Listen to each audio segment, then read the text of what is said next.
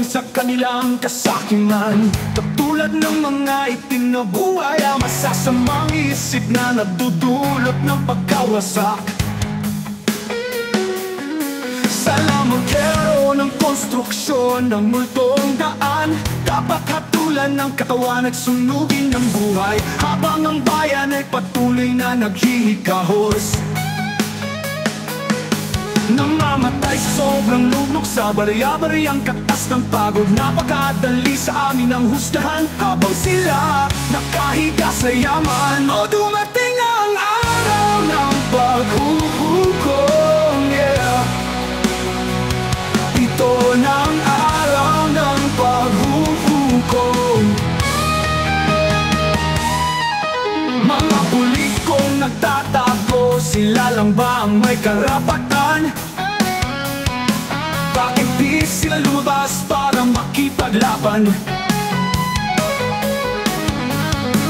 Iniiwan nila ang lahat sa mga mahihirap, yeah. Panahon ng magsasabi sa kanilang makapapangyarihang isipan. Ginagawang kalokohan para lang sa sariling kasiyahan. Tinuturing ng mga tao na parang siya ang Diyos. Maghintay at parating na ang araw ng inyong paghuhukom, yeah.